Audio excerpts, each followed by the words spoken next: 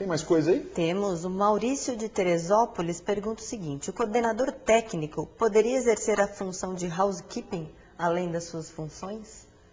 Housekeeping, olha que chique, Maurício, housekeeping. Eu acho o seguinte, eu acho que, como eu falei nas academias de pequeno porte, housekeeping é vamos lá, ele quer fazer ajudar na limpeza, contribuir na organização e na limpeza. Na limpeza, eu acho que sim. Acho que no Brasil a gente tem uma cultura, né, de que a gente tem que estar empregado para fazer alguns trabalhos, alguns serviços. Eu acho que não, eu acho que a gente não precisa disso. Eu acho que a cultura americana, a cultura europeia, ela mostra isso muito. Né? Nas academias americanas, o próprio professor, o próprio staff que está lá, ele vai lá e limpa o equipamento. A gente precisa desenvolver essa cultura. Inclusive, eu acho que os professores, isso é uma dica, os professores, os coordenadores, os professores nas academias, quando usarem, eles deviam dar o exemplo de limpar. Porque se eles fizerem isso, o que acontece? Os alunos também vão fazer.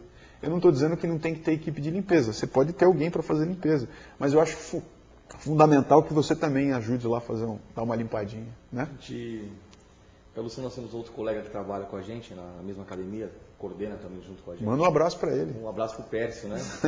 Meu parceiro aí na coordenação de musculação. Ele sempre fala uma coisa, é liderança participativa. Então, você tem que participar, você tem que dar exemplo, você tem que estar ali trabalhando o tempo inteiro. Ele faz o curso com o Fábio e ele sempre fala uma coisa, a cadeira de coordenador tem que ser dura, né? É o que a gente fala, não pode ficar sentado, quanto mais ficar sentado, não está produzindo. A gente tem que estar ali o tempo inteiro na operação, o tempo inteiro na guerra, como a gente diz. Então a liderança tem que ser participativa, então tem que sim fazer o housekeeping, tem que arregaçar as mangas, pô, já manobrei carro, já varri chão, tem que fazer, tá ali, você tem que assumir a responsabilidade. É isso aí. Tem que assumir, então o trabalhar direito é assumir responsabilidade sempre. Está comprometido, né? Esse negócio de cadeira dura é importante. O Pércio, ele prestou muita atenção nas aulas, né? A liderança participativa. Abraço, Pércio. Cadeira dura é o seguinte, eu vejo em muitas academias o coordenador virou um burocrata. O coordenador é um cara que fica sentado no computador preenchendo planilha o dia inteiro. Para. Presta atenção, ó, para. O coordenador tem que rodar. O coordenador tem que estar lá dando suporte para o professor dele, que está embaixo dele, e conversando com o aluno, dando feedback, atendendo o aluno, dando exemplo o tempo todo. Então, tem que distribuir muito bem esse tempo. Porque o papel do coordenador é cadeira dura sim. Ele tem que ficar muito mais em pé, rodando o tempo inteiro em contato com o cliente, em contato com os clientes, né, o interno e o externo, com o aluno, com o funcionário dele, para poder fazer o negócio funcionar. Acho isso fundamental. Né? Ele tem que sentir a necessidade mesmo do cliente e da equipe dele, né, do time dele. E tem um livro, Nos Bastidores da Disney, que diz uma coisa muito legal. Quando perguntam para um dos personagens do livro que ele tá, qual é o tamanho da equipe de limpeza, ele diz o número de funcionários da Disney. Eu acho que as academias, elas precisam...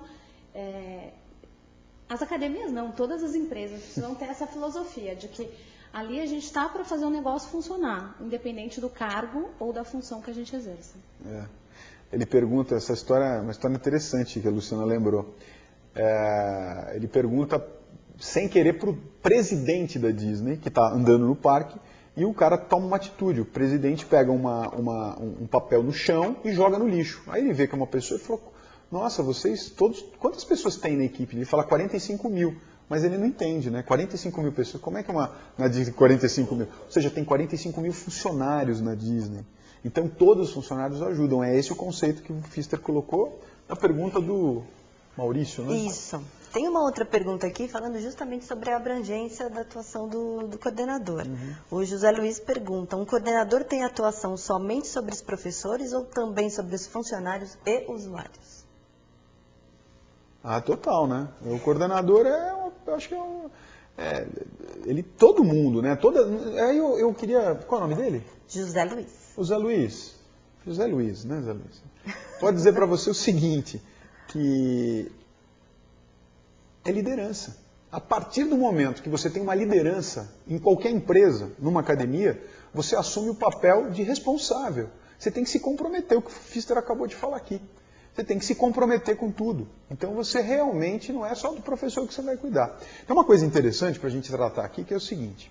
Quem são os clientes dentro da academia? São 3 tipos de cliente. O cliente interno, o cliente externo e o cliente acionista. São 3 tipos de clientes. Então vamos entender. Cliente interno.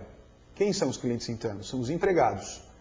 São os professores, as pessoas que trabalham com limpeza, com manutenção, os recepcionistas, os consultores de venda. Né? Esses são os clientes internos. Quem são os clientes externos? São os alunos. E quem é o cliente acionista? É o cara que investiu num negócio para o negócio crescer, dar lucro, enfim.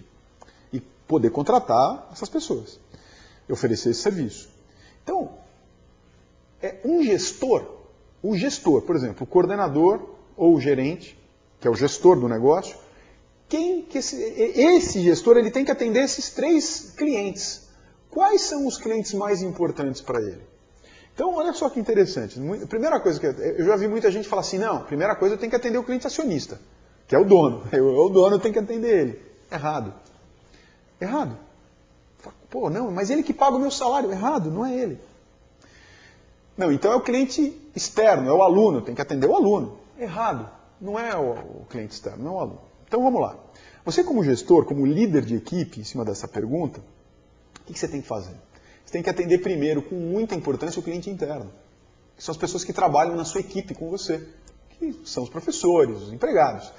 Se esses caras estiverem muito bem atendidos, felizes, contentes, motivados, eles vão atender muito bem quem? Os clientes externos, que são os alunos. Se os clientes alunos forem muito bem atendidos pelos clientes internos, eles vão ter vontade, eles vão gostar daquele atendimento, eles vão ter vontade de ficar, vão convidar outras pessoas para virem, vão permanecer na academia, vai ter mais aluno, quem é que vai ficar feliz? O cliente acionista. Então é um processo. Então o gestor ele tem que se responsabilizar com todo mundo, sim. Né? Uma coisa importante. Temos mais uma pergunta aqui, do Mário de São Paulo, uma pergunta bem específica. Ele quer saber o que fazer para a contratação de bons professores. Essa eu vou passar aqui para o Pfister. Vamos lá, Pfister, vamos lá. Ajuda nessa aí. A pergunta é difícil, essa pergunta, né? Contratação sempre é um processo delicado, né?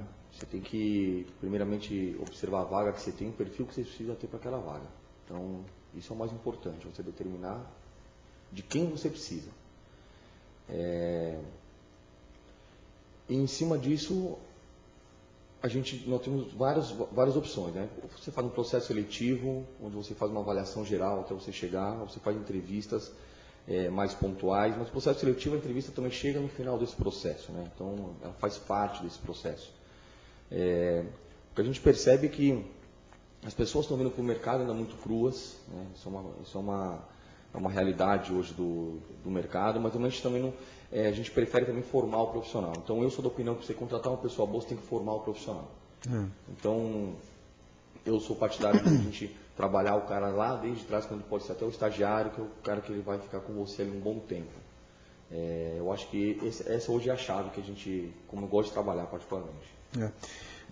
O grande lance, né, encontrar profissionais bons é muito difícil. Hoje no Brasil a gente tem mais de 700 faculdades de educação física, é muita gente, mas e a qualidade? Eu acho que é aí que está o grande diferencial. Então, a primeira coisa, falou muito bem o Pfister, ele tem que identificar o perfil de quem você quer, depois você tem que saber onde buscar, é o recrutamento.